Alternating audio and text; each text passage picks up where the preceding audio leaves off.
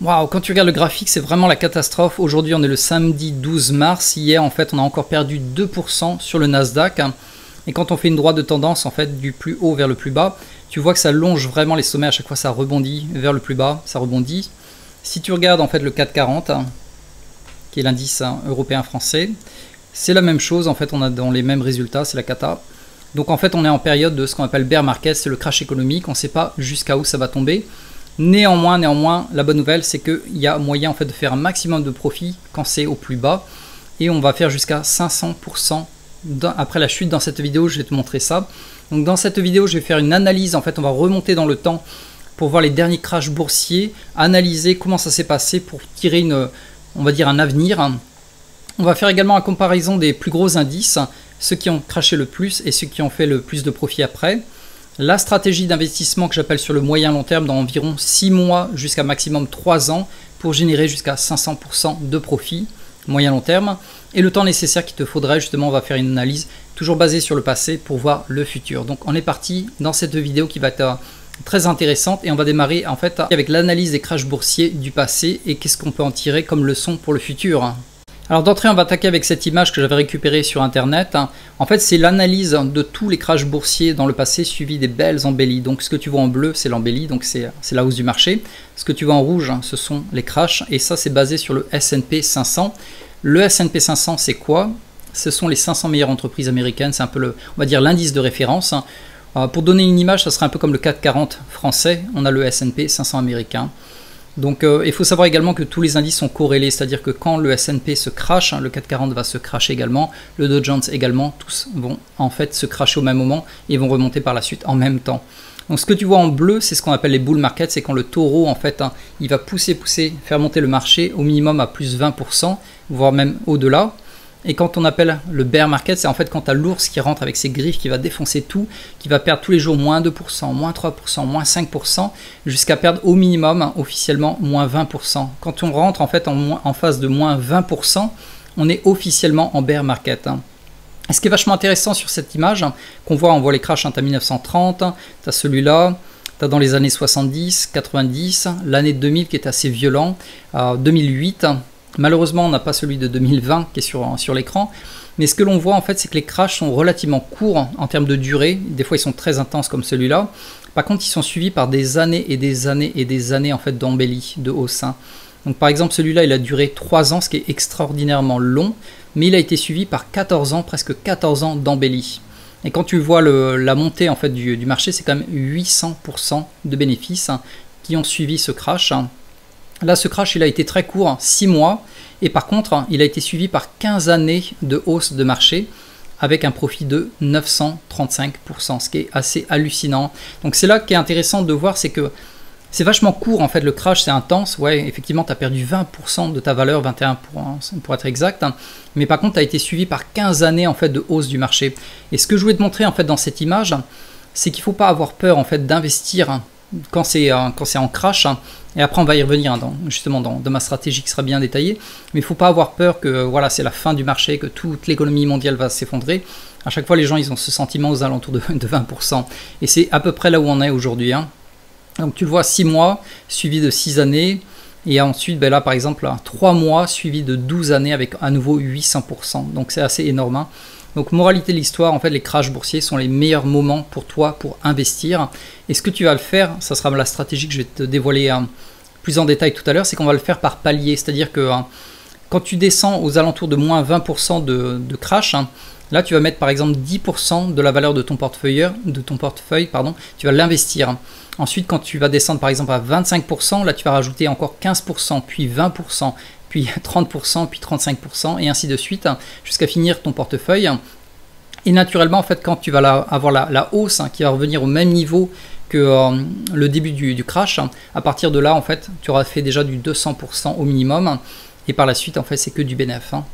Donc voilà, c'était un peu l'image que je voulais te donner pour te rassurer. En fait, dans les crashs boursiers, on se dit, voilà, c'est la fin du monde, on a déjà perdu 20%, et si toute l'économie mondiale s'effondrait, si le dollar n'avait plus de valeur, si l'euro était parti en sucette, il faut acheter de l'or, il faut voilà, acheter des terrains. En fait, non, à chaque fois qu'il y a eu ce genre de crash, les gens, ils ont paniqué, et finalement, voilà, c'est suivi par 12 années, 5 années, 9 années, d'embellie dans laquelle en fait tu fais du pur profit. Donc il ne faut pas avoir peur dans ces moments-là d'investir une partie de ton capital par palier, et c'est ce que je vais te montrer tout à l'heure dans cette vidéo. Ok, donc maintenant ce que l'on va faire un petit comparatif entre le Nasdaq, le S&P et le Dow Jones, qui sont les 3 indices américains phares, le CAC 40 qui est l'indice français ou européen on va dire, et le DAX qui est l'indice allemand. Et on va voir un peu, on va les comparer en termes de crash, à combien ils sont montés, à combien ils sont montés avant le crash et combien ils ont perdu pendant les crashs. Donc c'est les deux derniers, on va dire les plus gros, qui étaient en fait l'année 2000 et l'année 2008.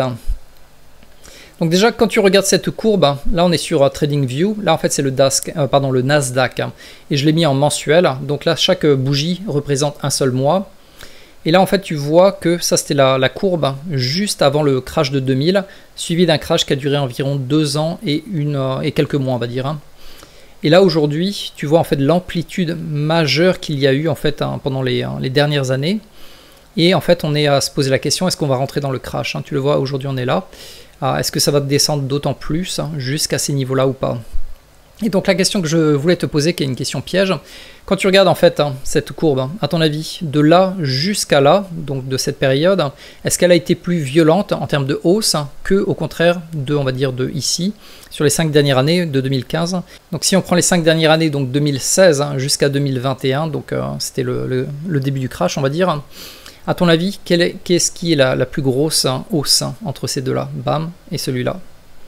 Donc logiquement, si tu as le compas dans l'œil, tu devrais me dire, ben voilà, c'est là. Mais en fait, non. Ce que tu vas voir, c'est l'analyse graphique. Donc si on prend par exemple novembre 2016, donc ça fera pile poil 5 ans avant le début du crash. Donc on le prend. Et là, tu vois, en fait, jusqu'au sommet, on a fait une hausse de 249%. Donc depuis novembre, on va dire aux alentours de novembre 2016, jusqu'à novembre 2021, qui était un peu le début on va dire le sommet, on a pris 249%. Et si je te prends celui-là, c'est début 2000, voilà, on était en mars 2000, donc on va prendre 1995 mars. Voilà, donc là on est 94, hop, on va y arriver. Ok, là j'y suis, grosso modo. Et on va jusqu'au sommet. Voilà, là on est à 1000%. Donc si je le fais plus proprement, bien proprement, voilà, on est à 1038%. Donc avant le crash de 2000, il y a eu 1038%. Et alors que en fait, ça c'est sur 5 années. Et quand on regarde les 5 dernières années avant justement ici là, qui était en novembre 2021, on a seulement 249%. Enfin c'est déjà énorme, mais à 249% comparé à 1038, c'est 5 fois plus l'augmentation avant le crash ici que celle-là. Et ensuite on va regarder maintenant le crash. Donc je vais te l'agrandir ici. Donc le crash il a duré environ 2 ans et quelques. Voilà. Et donc tu vois que l'indice il a perdu quand même 83% de sa valeur, ce qui est énorme. Par contre, comme je le disais avant, dans les 5 dernières années il y a quand même 1000% de hausse. Alors que voilà, ici il y a 249%, donc c'est environ 4 fois moins la hausse comparée à 2000. Donc voilà, si on résume, ici environ 1000%, ici environ 249, donc c'est environ 4 fois moins en termes de hausse, même si sur le graphique, on a l'impression que c'est plus gros, enfin c'est juste l'effet visuel qui le fait, mais voilà, la hausse était 4 fois moins importante. Ce qui veut dire, entre guillemets, qu'on peut estimer que voilà, s'il y avait un crash, il pourrait être jusqu'à 4 fois moins important que ici. Et quand on regarde là où on en est maintenant, on en est ici, voilà, on est déjà environ à 22%, on a déjà en fait une perte de 22%. Donc forcément oui, on peut descendre bien plus bas peut-être dans ces eaux-là, mais au bout d'un moment ça va pas, voilà, on va pas faire du 80%, je pense pas, ça m'étonnerait quand même. Parce que quand tu vois la hausse précédente n'était pas si vénère que voilà celle-là. Donc voilà, ça c'était pour le Nasdaq, on va le comparer très rapidement avec le S&P. Donc le S&P, je t'avais déjà fait les dessins en fait. Le S&P en 2000, juste avant le crash, on était à 216% et le crash a eu du 50%. Donc si on les compare, 1000%, 200% et un crash de 50% comparé à un crash de 80%. Et ensuite, il y a eu un autre crash ici, c'était 57%. Bon, ceux-là, je vais te les épargner, mais il y en a eu en 2019, qui est également du 20%. Et finalement, c'était le crash de 2020, qui a fait du combien? Du 35%. Donc tu vois, c'est pas énorme quand même, 20%, 35%. Et aujourd'hui, on est déjà à 14%. Donc si on devait vraiment descendre, on va pas descendre jusque là, quoi, hein, c'est garanti. On va peut-être descendre maximum, à mon avis, dans ces eaux-là. Et après, je te ferai justement le plan d'investissement. Et également, on peut regarder le 440. Voilà, donc le 440, il avait pris combien? Le 440 aussi était énorme, hein, il avait pris 220%, ce qui est pas mal, hein, avant l'année 2000, et il a eu une énorme perte de 65%. Donc tu vois, ça fait une montagne.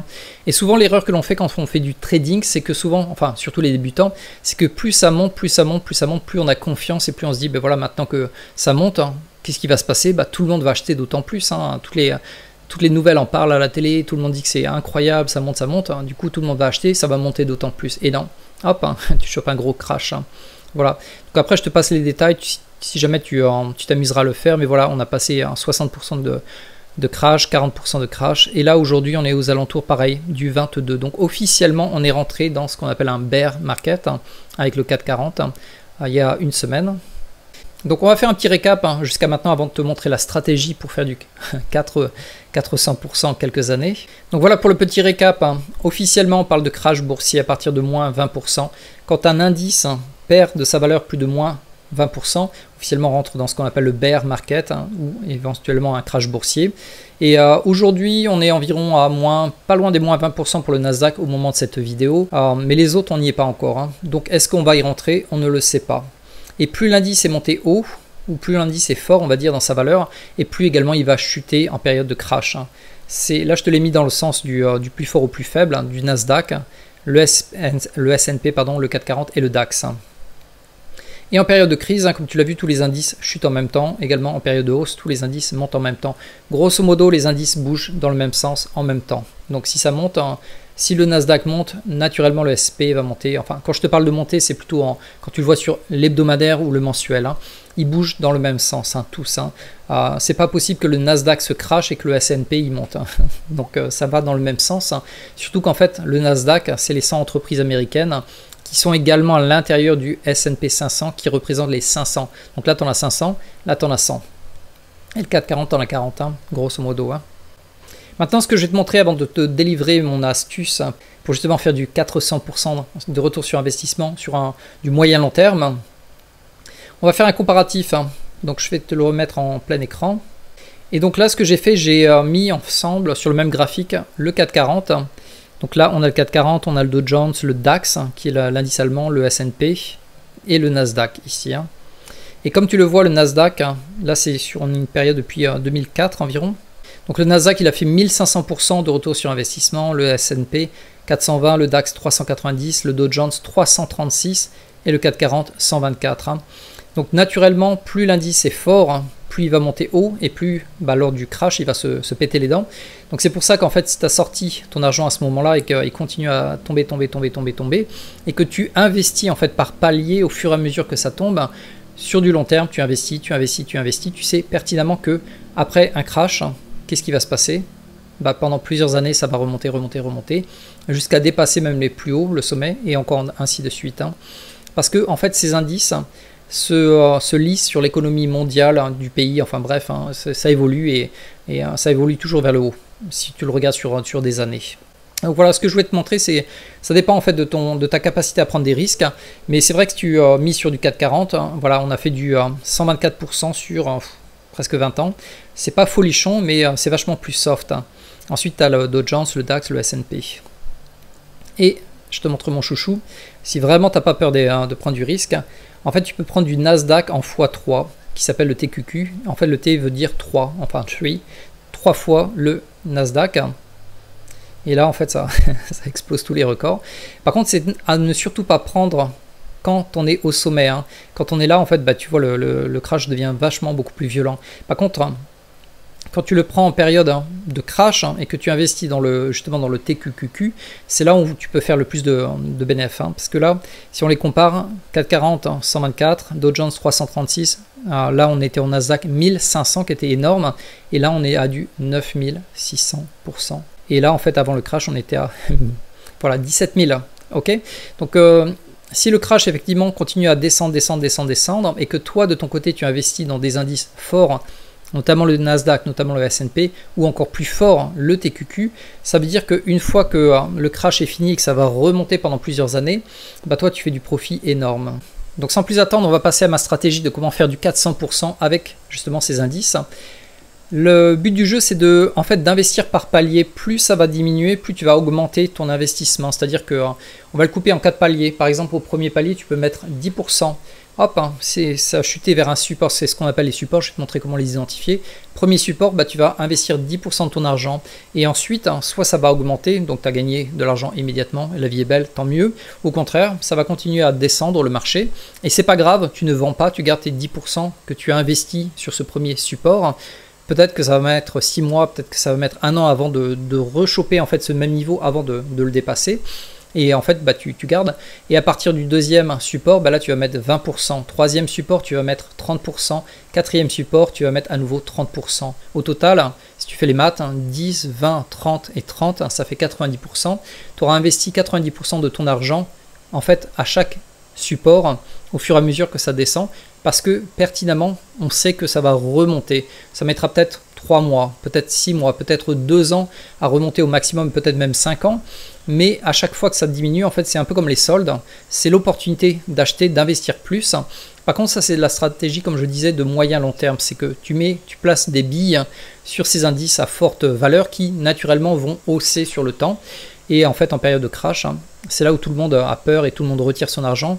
Et quand ça commence à vraiment tomber très très bas, c'est toi au contraire, c'est là, enfin personnellement moi c'est ce que je fais, c'est là où j'investis le plus d'argent en fait dans ces indices, parce que je sais pertinemment que ça va remonter. Donc comment décider en fait les paliers? Donc souvent on parle de résistance et de support. Un support, c'est un niveau en fait où il y a de plus en plus d'acheteurs qui attendent que le prix en fait descende à ce moment-là pour racheter. Et pour les décider, en fait, tu te mets en weekly. Donc, par exemple, tu vas sur le Nasdaq, tu te mets en semaine, en hebdomadaire. Et donc, par exemple, là, tu vois, on est à peu près dans ce niveau-là. Et pour moi, en fait, j'ai déjà programmé un achat de 10% dans ces eaux-là. Hop. Donc, quand le prix va descendre à ce niveau-là, hop, je vais acheter 10%. Et ensuite, il y a un autre support ici. En fait, le support, c'est quand ça touche beaucoup de fois. Tu vois, on était monté, on a touché, on a touché, on a touché. Donc ça, c'est un autre support. Donc ce sera mon deuxième support. Je vais le copier et le coller. Mon troisième support, c'est là, environ. Et finalement, mon dernier support, c'est dans ces zones-là. Donc là, je vais mettre en fait 10%. Je vais te le mettre, ça sera plus clair comme ça. Allez, 10% de mon argent ici. Je te le copie. Là, je vais mettre environ 20%.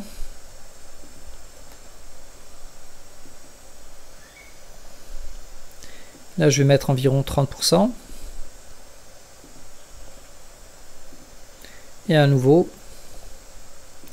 le dernier pilier, en fait là, le dernier palier, pardon, là je vais mettre 30%. Donc au total, j'aurais mis 30 plus 30 plus 30 est égal à 90% de mon argent. Et je pense pas que ça va continuer à descendre d'autant plus, parce que quand tu regardes du plus haut jusqu'à ici, on aura déjà fait 21% de perte. Jusqu'au palier suivant, on aura fait 27%. Jusqu'à celui d'après, on aura fait 34%. Et finalement, jusqu'à mon dernier palier, on aura fait 42%. Et si je reviens sur mon image, comme tu vois, les crashs, en fait, c'était 21%, 22%, 29%, 42%. Là, on est à peu près dans ces zones-là. 30%, 44%, 50%, ce qui était vraiment exceptionnellement fort ici. Donc, il ne faut pas avoir peur que le marché perde 90% de sa valeur. Ça n'arrivera pas, c'est pas possible. Au pire, à mon avis, au pire, vraiment, enfin, ici, ce serait vraiment exceptionnel, mais ça se peut que ça arrive, on ne sait jamais. Ça peut descendre, à mon avis, peut-être jusqu'à là, mais ça ferait vraiment beaucoup. Voilà, 57%. Enfin, 60% presque, ouais. Mais personnellement, c'est ce que je vais faire. Après, tu n'es pas obligé de me suivre. Et pareil, tu n'es pas obligé d'investir sur le Nasdaq. Tu peux investir sur le 440. En suivant les paliers, tu te mets en weekly, donc en hebdomadaire. Et chaque fois que tu vois qu'il y a des sommets, donc, ou soit des sommets, soit des bas, ici, tu traces ton dessin. Donc là, tu avais des sommets. Donc voilà, et ainsi de suite. Et ce qui est intéressant à voir, c'est ensuite la performance. Tiens. Donc là, par exemple, de là jusqu'en haut, jusque là, tu vois, tu fais du 70%. Pour celui-là, tu ferais du 50%. Pour celui-là, du 38%. Et pour celui-là, du 26% environ. Voilà. Donc c'est comme ça un peu la stratégie que je suis. Tout à l'heure, je t'avais parlé de 400%. Comment est-ce que tu peux le faire? On va tout simplement passer avec le TQQQ. Bon, après, il faut être un peu accroché. Il ne faut pas avoir peur. Hein, parce que là, on est en x3. Hein, c'est un effet de levier x3. Tu peux l'acheter, en fait. Ça dépend de ton courtier. Voilà, donc entre-temps, j'ai changé d'écran. Maintenant, on est sur le TQQQ hein, qui te permet d'acheter en fait le Nasdaq, mais en version x3. Donc quand ça monte 3 fois plus vite. Et quand ça descend également 3 fois plus vite. Hein. Et donc c'est pareil, si tu t'amuses en fait à dessiner les résistances et les supports, je me réfère en fait visuellement au Nasdaq. Parce que l'amplitude fait que ça va descendre d'autant plus, parce qu'on est en effet x3. Donc si par exemple ça descendait de moins 10, ça ne veut pas dire que ça va descendre de moins 30. Hein. Ça peut descendre d'autant plus ou peut-être un peu moins à cause de l'effet de levier. Mais je pense, d'après mon estimation, c'est que voilà, si vraiment ça devait descendre tout en bas, donc depuis le sommet, ça risquerait de descendre vraiment très très bas, peut-être jusqu'à ces alentours là, pour le dernier palier en fait. Hein. Voilà, ici aux alentours de là. Donc ça se pourrait qu'il y ait une perte de voilà 84% sur le TQQQ. Effectivement, là, si tu plaçais tes dernières billes, les derniers 30%, pour remonter, en fait, on est à, voilà, j'avais dit 400%, mais là, on est plutôt du 550%, même voire plus, si on va vraiment, pardon, si on va vraiment tout au bout, je le prends jusqu'au bout, voilà. Ce serait donc peut-être le dernier palier ici. Voilà, donc on va faire un court récap. Maintenant, c'est que chaque fois qu'on atteint un support, on peut acheter parce que c'est en sol. Le prix se pète les dents et quoi qu'il arrive, de toute manière, il va revenir à un moment ou un autre dans le positif. Ça peut être dans 6 mois, ça peut être dans 1 an, peut-être au maximum dans 3 ans. Mais on peut se permettre en fait d'acheter sur les indices. Là, par contre, je te parle du stock comme ce qu'on appelle les ETF. Donc les cocktails comme le Nasdaq, le S&P, le 440.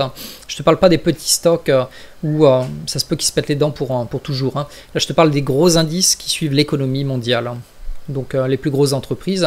Donc chaque fois que ça commence à descendre vraiment, et que tu arrives en fait à des niveaux, c'est intéressant, voilà, par palier de placer par exemple 10% au prochain, donc support que je t'avais dessiné tout à l'heure, puis 20%, puis 30% et encore 30%, et au final, ben voilà, tu gardes 10%. Et si ça chutait encore plus, personnellement, j'investirais les 10 derniers pourcents, j'attendrai patiemment, mais après, il faut que l'argent, t'en aies pas besoin immédiatement. Donc plus l'indice est fort, notamment le Nasdaq c'est le plus fort, ensuite c'est le S&P et ensuite le Dow Jones, plus les gains seront forts. Mais également que les pertes temporaires seront fortes si ça continue à descendre. Par exemple, si tu es au premier support et bam, ça continue à chuter, bam, ça continue à chuter, deuxième support, troisième support, par rapport à ton premier support, tu auras entre guillemets une perte temporaire très forte. Par contre, il ne faut pas vendre. Quand tu mets ton premier palier à 10%, tu le gardes même si ça continue à chuter. D'ailleurs, si ça continue à chuter, c'est tant mieux. Ça te permettra d'acheter encore plus, encore moins cher et d'attendre. Donc, on n'annule pas l'achat, on le garde tel quel. Quoi qu'il arrive, on attend 6 mois, 1 an, 2 ans maximum et hop, tu récupères tes billes et là, tu fais beaucoup de profit. Donc, si tu sais que tu n'as pas besoin de cet argent pendant au moins peut-être 2 ans, 3 ans, tu peux acheter le QQQ qui est en fait l'indice du Nasdaq. Si tu vas sur ton broker, tu peux l'acheter avec le QQQ, voire le x3, donc le TQQ. Et si par contre tu es plus frileux, que tu as un peu peur, bah, tu peux acheter soit le DAX, soit le 440 ou éventuellement le S&P 500. Voilà, donc on a presque fini avec cette vidéo. On a vu déjà les 2 premiers points, c'est-à-dire l'analyse des derniers crashs, la comparaison des gros indices, on a vu la stratégie d'investissement, j'avais marqué plus 400 mais finalement on est plus de 500. Si tu achètes du TQQQ sur le long terme et qui descend vraiment très bas, et maintenant on va avoir le temps nécessaire pour faire du profit. Ça va être intéressant, ça va remettre tout ça en perspective, en comptant après le plus bas de la chute.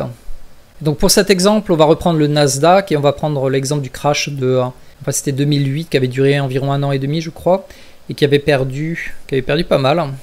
On va regarder combien il avait perdu. Donc du plus haut au plus bas, il avait perdu environ 54%.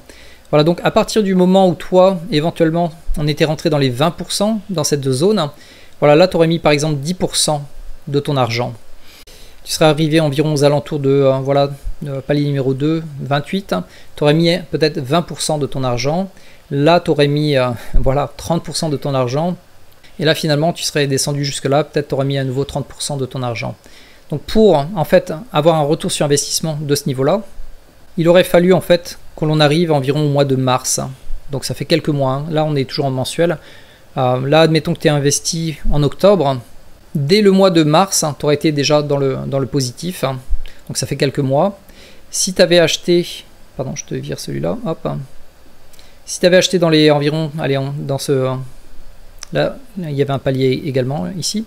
Il t'aurait fallu également arriver à la fin du mois d'avril. Tu aurais récupéré ton argent et à partir de là, c'est que du profit.